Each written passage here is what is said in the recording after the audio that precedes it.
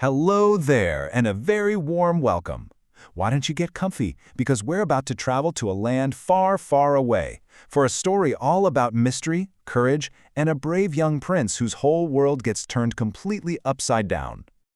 Now, this incredible story was written a very, very long time ago by a true master of tales, the one and only William Shakespeare. And today, we're going to share his famous story in a new way, retold especially for you.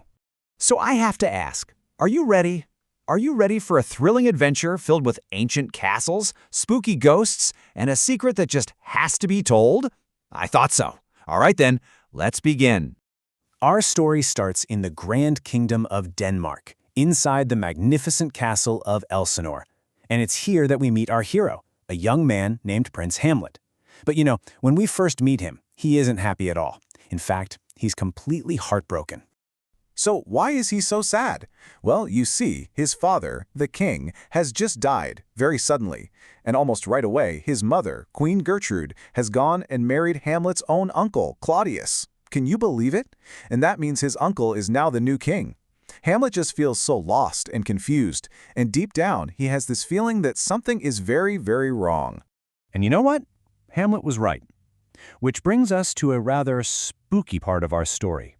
A frightening visitor who comes in the middle of the night, carrying a dark and terrible secret.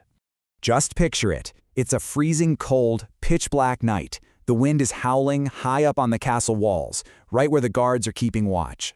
And then, all of a sudden, out of the darkness, a shimmering, ghostly figure appears. Oh, the guards were terrified. What, or maybe who, could it possibly be?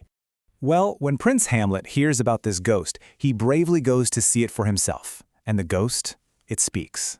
In a hollow, whispering voice, it says, "I am the ghost of your father." Just imagine Hamlet's shock and his sadness seeing his father like this. But that wasn't all. Oh no! The ghost had come to share a terrible secret. It revealed that his death wasn't an accident. He had been secretly murdered by his very own brother, Claudius, the same Claudius who was now king. The ghost asked Hamlet to be brave and to reveal this awful truth to everyone. But how could Hamlet possibly prove it? I mean, who would ever believe the story of a ghost? He needed some real proof. And so, the clever prince came up with a truly brilliant plan to catch a guilty king. So here's his amazing plan. First, he decided to pretend to be a bit, silly and strange. That way, nobody, especially the new king, would guess what he was really up to. Next, he hired a group of actors who were visiting the castle. Then, and this is the clever bit, he asked them to perform a very special play for the king and queen, a play that would tell the exact story of the murder. And finally, step 4, Hamlet would watch King Claudius's face the whole time, looking for any little sign of guilt. So the night of the play arrived. The great hall was packed. The king and queen sat on their thrones as the actors came onto the stage. The play began, and everyone watched, with no idea about Hamlet's secret mission. And then, the moment came. On stage, an actor playing a wicked uncle snuck up to a sleeping king and poured poison into his ear, the exact way the ghost said he had been murdered. At that very second, the real King Claudius leaped to his feet, his face completely white with horror and anger. It worked. Hamlet's plan had actually worked. He had his proof. The king's reaction showed everyone that he was hiding a terrible, guilty secret. The ghost had been telling the truth all along. But, revealing such a dangerous truth was a really brave thing to do. And sometimes, being brave can have very serious consequences. This story, even though it's full of cleverness and courage, now takes a turn toward a very tragic ending. Now that the secret was out, King Claudius was absolutely furious and very scared. He knew Hamlet was a threat. So the angry king arranged a sword fight, a duel, secretly planning to get rid of Hamlet for good.